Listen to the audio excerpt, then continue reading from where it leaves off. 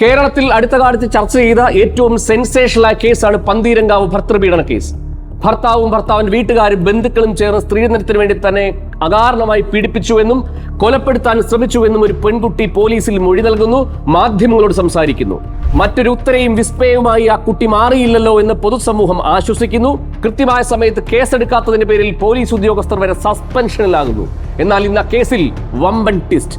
തന്റെ ഭർത്താവ് നിരപരാധിയാണെന്നും തന്റെ വീട്ടുകാരും ബന്ധുക്കളും ചേർന്ന് നിർബന്ധിച്ച അടിസ്ഥാനത്തിലാണ് രാഹുലേട്ടനെതിരെ കേസ് കൊടുത്തതെന്നും ആ പെൺകുട്ടി യൂട്യൂബ് മാധ്യമത്തിലൂടെ പുറത്തു പറയുന്നു. ഞാൻ ഒറ്റ കാര്യം മാത്രമേ ചോദിക്കാൻ ആഗ്രഹിക്കുന്നുള്ളൂ. ആ കേസിൽ ഭർത്താവ് നിരപരാധിയാണോ അല്ലയോ എന്നൊന്നും എനിക്കറിയില്ല. പക്ഷെ ഇത്തരത്തിൽ വ്യാജമായ മൊഴി നൽകിയാൽ, വ്യാജമായ പരാതി നൽകിയാൽ ആർക്കും ആരെയും കേസിൽ ഉൾപ്പെടുത്താം, ജയിലിലിടാം, ശിഷ്ടജീവിതം മുഴുവൻ നശിപ്പിച്ചു കളയാമെന്ന് പറയുന്ന ഈ നീതിന്യായ സംവിധാനം, ഈ പോലീസ് സംവിധാനം എന്തോ ഒരു അപരിഷ്കൃതമാണെന്ന് നോക്കൂ. സമാനമായ സംഭവങ്ങൾ കേരളത്തിൽ ഇതിനു മുമ്പും ഉണ്ടായിട്ടുണ്ട്. എന്തെങ്കിലും നടപടികൾ, എന്തെങ്കിലും മാറ്റങ്ങൾ ഉണ്ടായിട്ടുണ്ടോ? 2021 സമാനമായ മറ്റൊരു സംഭവം ഉണ്ടാവുകയും പൊതുസമൂഹം ചർച്ച ചെയ്യുകയും ചെയ്തു. ആ വിഷയത്തിൽ ഞാൻ അന്ന് പറഞ്ഞു വെച്ച കാര്യം ഇന്നും പ്രസക്തമല്ലേ? സ്ത്രീ പീഡന കേസുകളിൽ ലിംഗഛേദനം നടത്തണമെന്നും കൊലപാതക കേസുകളിൽ തല വെട്ടിക്കളയണമെന്നും ആക്രോശിക്കുന്ന, അലറി വിളിക്കുന്ന ഈ 21ാം നൂറ്റാണ്ടിലെ പൊതുസമൂഹത്തോടും പൊതുജനത്തോടുമാണ് സംസാരിക്കുന്നത്. ഒരു പെൺകുട്ടിയുടെ മൊഴിയുടെ അടിസ്ഥാനത്തിൽ തെന്നല സ്വദേശി ശ്രീത എന്ന് പറയുന്ന ഒരു ചെറുപ്പക്കാരൻ, ഒരു പാവം പയ്യൻ 35 ദിവസം ജയിലിനകത്ത് കഴിച്ചുകൂട്ടി. നോക്കണേ എന്തൊരു ദൗർഭാഗ്യകരമായ അവസ്ഥയെന്ന്. ഒരുപക്ഷെ ആ പെൺകുട്ടി ഗർഭിണിയായതുകൊണ്ട്, ഒരു കുഞ്ഞിന് ജന്മം നൽകിയതുകൊണ്ട് DNA ടെസ്റ്റ് നടത്താൻ സാധിച്ചു.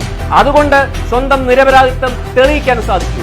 ഒരുപക്ഷെ അങ്ങനെ അല്ലായിരുന്നുവെങ്കിൽ, ഒരു സെക്ഷൽ അസോൾട്ട് മാത്രമേ ഉണ്ടായിരുന്നുവെങ്കിൽ, എത്രയോ വർഷം, എത്രയോ നാൾ ആ പാവപ്പെട്ട ചെറുപ്പക്കാരൻ നീതിപീഠത്തിൽ വിശ്വാസമർപ്പിച്ച് ജയിലിൽ കോടതി നടപടികളിൽ കുരുങ്ങി ശിഷ്ടകാലം ജീവിച്ച് തീർക്കേണ്ടി വന്നേനെ എന്ന് ആലോചിച്ച് നോക്കൂ. എങ്ങനെയാണ് ഇത് മാറ്റുക? ലോകത്തുള്ള എല്ലാ രാജ്യങ്ങളിലും പെർജുറി എന്ന് പറയുന്ന ഒരു സ്പെഷ്യൽ നിയമം തന്നെയുണ്ട്. അതായത് കോടതികളിൽ, അധികാര സ്ഥാനങ്ങളിൽ കള്ളസാക്ഷി പറയുകയോ കള്ളമൊഴി പറയുകയോ കള്ള തെളിവുകൾ പറയുകയോ ചെയ്താൽ ശിക്ഷാർഹമാണ്. ജീവപര്യന്തം തടവ് ശിക്ഷ ലഭിക്കും. ഇവിടെ ബലാത്സംഗ കേസിൽ അകത്തു പോകുന്നത് പോലെ, കൊലപാതക കേസുകളിൽ അകത്തു പോകുന്നത് പോലെ കള്ള സാക്ഷി മൊഴി പറയുന്നവരെയും കള്ള തെളിവുകൾ പറയുന്നവരെയും ശിക്ഷിക്കാൻ ഒരു നിയമം ഉണ്ടാക്കണം.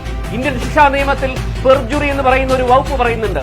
എന്റെ 11 വർഷത്തെ അഭിഭാഷക ജീവിതത്തിൽ പറയട്ടെ, ഒരൊറ്റ കേസിൽ പോലും ഒരാളെ പോലും കള്ളത്തെളിവ് പറഞ്ഞതിന്റെ പേരിൽ, കള്ള സാക്ഷി മൊഴി പറഞ്ഞതിന്റെ പേരിൽ, കോടതിയിൽ കയറി സത്യം മാത്രമേ ബോധിപ്പിക്കൂ എന്ന് പറഞ്ഞിട്ട് പച്ചക്കള്ളം പറഞ്ഞതിന്റെ പേരിൽ ഒരാളെ പോലും ഇന്ത്യൻ നീതിന്യായ വ്യവസ്ഥയിൽ ശിക്ഷിച്ചിട്ടില്ല എന്നുള്ളത് കൊണ്ടാണ് ജനങ്ങൾ വീണ്ടും വീണ്ടും കള്ളത്തെളിവുകളും കള്ള സാക്ഷിമൊഴികളും പറയുന്നത്. അതുകൊണ്ട് നിയമനിർമ്മാണ സഭയിലേക്ക് പോകുന്നവര്, പാർലമെന്റിൽ ഇരിക്കുന്നവരോടൊക്കെ പറയാനുള്ളത്, ലോകരാജ്യങ്ങളിലൊക്കെ നിയമനിർമ്മാണം നടത്തുന്നത് പോലെ പെർജുറി ആക്ട് കൊണ്ടുവരണം. പക്ഷെ അതിന് നമ്മളെ ജയിപ്പിക്കുന്ന പാർലമെന്റേറിയനും നിയമനിർമ്മാണ സഭകളിൽ പോകുന്ന സാമാജികർക്കും സമയമില്ലല്ലോ. അവർക്കൊക്കെ സ്വന്തം ഫണ്ട് വീർപ്പിക്കാനും സ്വന്തം കുടുംബത്തെ നോക്കാനും സ്വന്തം പാർട്ടിയുടെ അധികാരം സ്ഥാപിക്കാനും മാത്രമേ സമയമുള്ളൂ. അത്തരം സാമാജികരും പാർലമെന്റ് അംഗങ്ങളുമുള്ള നമ്മുടെ നാട്ടിലെ ജനങ്ങളോട് എനിക്ക് ഒന്നേ പറയാനുള്ളൂ, ആ സമൂഹത്തിനോട് എനിക്കൊന്നേ പറയാനുള്ളൂ. മുൻ വനിതാ കമ്മീഷൻ അധ്യക്ഷ പറഞ്ഞതുപോലെ, പിന്നെ അനുഭവിച്ചോട്ടോ.